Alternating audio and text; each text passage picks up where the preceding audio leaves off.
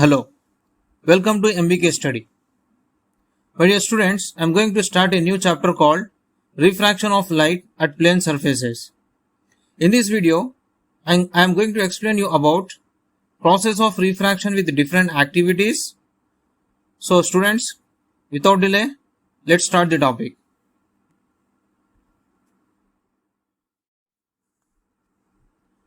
We have learned about the reflection of light in previous classes.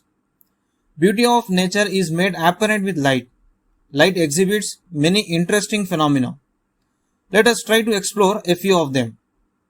You might have observed that a coin kept at the bottom of a vessel filled with water appears to be raised. Similarly, a lemon kept in a glass of water appears to be bigger than its size. When a thick glass slab is placed over some printed letters, the letters appear raised when viewed through the glass slab. What could be the reason for the above observations? The reason is it is due to because of refraction. Now let's see the activity. Take some water in glass tumbler. Keep a pencil in it. Look the pencil from one side of the glass and also from the top of the glass. How does it look? From the side, it appears to be bent. From the top, it appears as it is rising. One more activity. Go to a long wall of length about 30 feet facing the sun. Go to one end of the wall and ask your friend to bring a bright metal object near other end of the wall. When the object is a few inches from the wall, it appears distorted and you will see a reflected image in the wall as though the wall were a mirror. Why there is an image of the object on the wall? The image is due to a refraction of light. Activity. Take a shallow vessel with opaque walls such as mug and place a coin at the bottom of the vessel. Move away from the vessel until you cannot see the coin as shown in the second figure. Stand there and ask your friend to fill the vessel with water. When the vessel is filled with water, the coin comes back into view. The ray of light originating from the coin does not reach your eye when the vessel is empty. Hence, you could not see the coin. But the coin becomes visible to you after the vessel is filled with water. So why it appears or why it visible to us means you have to know first the Fermat principle. The Fermat principle says that when light ray always travels between 2 points in a path which needs the shortest possible time to cover, or in short we can say according to Fermat principle it says that lights always select the path which take least time to travel. On applying Fermat principle to our activity and by observing the path of the ray, it is clear that light ray changes its direction at the interface separating the two media, that is water and air. This path is chosen by the light ray so as to minimize time of travel between coin and eye. This is possible only if the speed of the light changes at interface of two media. Thus, the speed of the light changes when light propagates from one medium to another medium. So we can say the definition of refraction as the process of changing speed at the interface. So this is the interface and here the speed is changing.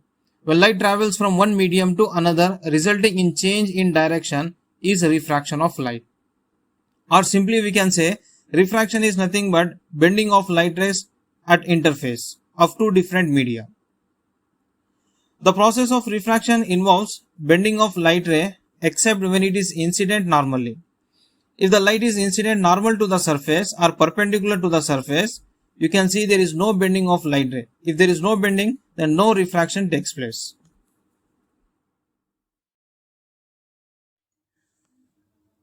Let's see process of evaporation. If we observe in the figure, a pencil is kept in the water and eye of an observer. You will observe that the pencil at the tip of the pencil, the rays are originating. It is coming out from the pencil, tip of the pencil. These rays originating from the tip of the pencil, and it is bending at the interface of air and water. And that refracted ray reaches the eye of an observer. But for the observer, it seems that it is coming straight inside the water. So what you have to do is you have to extend this refracted ray back inside the water.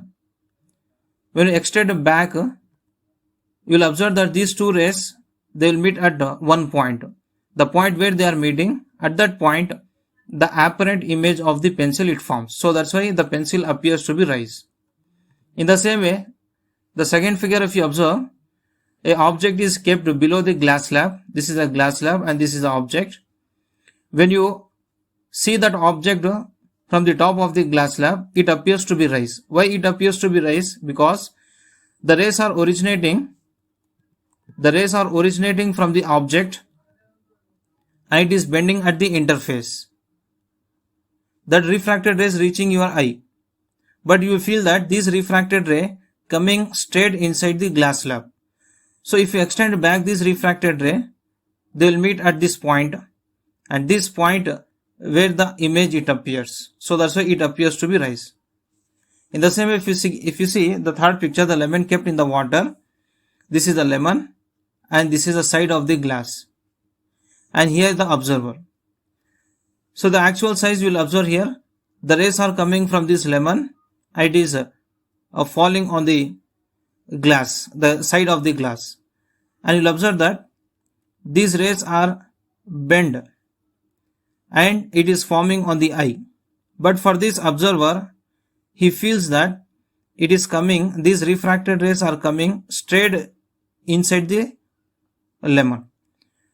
So when you extend it back, and if you also extend this another ray, then this is what the apparent size. So that's why it appears to be bigger in size. Consider that light rays from medium 1 with speed v1 to medium 2 with speed v2, as shown in figure A and B. Experiments have showed that refraction occurs due to change in the speed of the light in the medium. If v2 is less than v1, then medium 2 is said to be denser with respect to medium 1. If v2 is greater than v1, then medium 2 is said to be rarer with respect to medium 1. If you observe in the figure A, v2 is less than v1. So that's why v2 is denser and v1 is rarer. In the figure B, v2 is greater than v1. v2 is greater than v1. So v2 is rarer medium and v1 medium 1 is denser medium. If light ray enters from rarer medium to denser medium, then refracted ray moves towards the normal, as shown in figure A. Here light is traveling from rarer medium to denser medium. You will observe that the refracted ray is bent towards the normal. In the same way, if you observe in the figure B, when light ray is traveling from denser medium to rarer medium, then it bends away from the normal. Terminology of refraction at plane surfaces. Let us consider the two medium, air and glass medium. These two media is separated by a surface. That surface we are calling it as interface. So what is interface? A surface which separates two media. If you draw a line perpendicular to that plane surface, that line we are calling it as normal to that surface. It is indicated by NN. In the same way, when the light is incident on a plane, that line we are calling it as incident ray. And the point of incidence, that is the O point. This is the O point. The point at which incident ray touches the plane is called incident point or point of incidence. Refracted ray. The light ray which is bent in the second medium, that is in glass medium. when it enters it into it is called a refracted ray. This is called the refracted ray. Rarer medium, a medium in which speed of light is more. So here air is a rarer medium in which speed of light is more. So that's why we are calling it as rarer medium. If the speed of light is less, then that medium we are calling it as a denser medium, that is glass medium. So denser medium is medium in which speed of light is less. If the angle made between the incident ray and normal, that angle is denoted by I, that angle we are calling it as angle of incidence or incident angle. In the same way, if the angle is in between incident ray, if the angle is in between normal and refracted ray, that angle is denoted by R, that R is called refracted ray. So what is refracted angle? The angle made by the refracted ray and normal drawn at the point of incidence is called a refracted angle of refraction.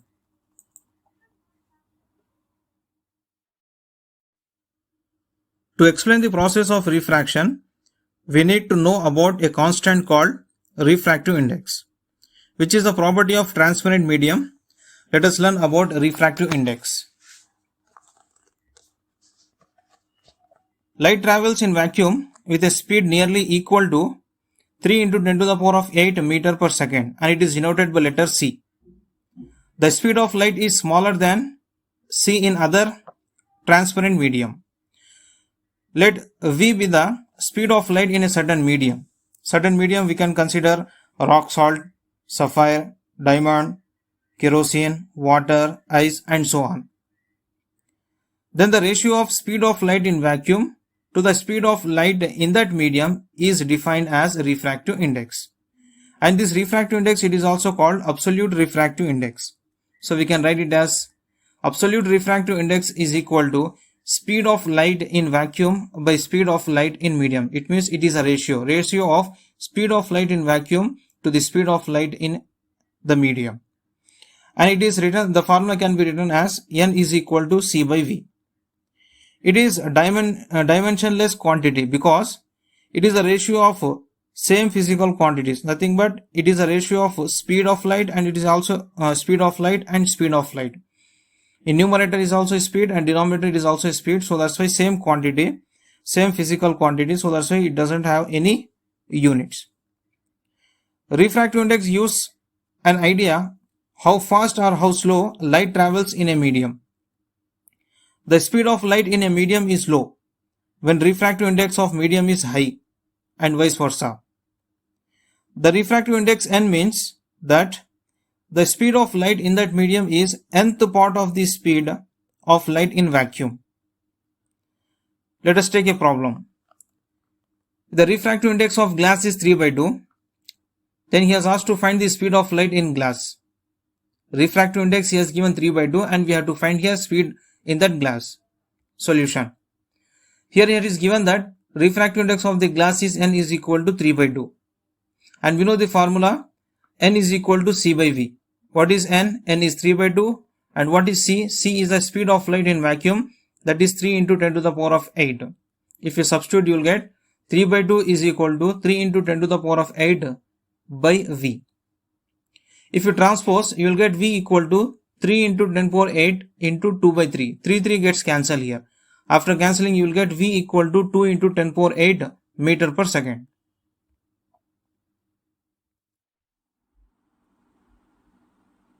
Relative refractive index. So definition, refractive index of medium with respect to another medium is defined as, it is also a ratio of speed of light in first medium to the speed of light in the second medium. Explanation. So let us consider the speed of light in first medium is V1 and speed of light in second medium is V2 respectively. Thus, the refractive index of second medium with respect to first medium is given by N21. It means N21 means nothing but refractive index of second medium with respect to first medium. So, N21 can be written as speed of light in medium 1 by speed of light in medium 2. First medium and second medium. It is a ratio. And can be written as N21 is equal to V1 by V2. So, on both sides dividing by C, we will get N21 is equal to V1 by C by V2 by C. And this can be written as 1 by N1 by 1 by N2. How you got that one is, we know that N equal to C by V. That can be written as 1 by N is equal to V by C. So in place of V by C, we are writing 1 by N. So here first medium V1 is there, so that's why we are writing as 1 by N1. And second medium V2, so that's why we are writing as 1 by N2. So on transposing, you will get N21 is equal to N2 by N1. So this is called as refractive index. So the formula can, one more formula of relative refractive index can be written as relative refractive index N21 is equal to refractive index of second medium N2 by refractive index of first medium N1, or we can say ratio of refractive index of second medium to the refractive index of first medium. When light ray passes from first medium to second medium, then N1 is taken refractive index of first medium and N2 is taken as refractive index of second medium. I hope students, you must have liked this video. If so, please like this video and share it with all your friends. Tell us how you like this video by writing it in the comment box. And if you are not subscribed to MBK Study channel yet, please subscribe to it and press the bell icon so that you do not miss any of the videos that follow. Thank you.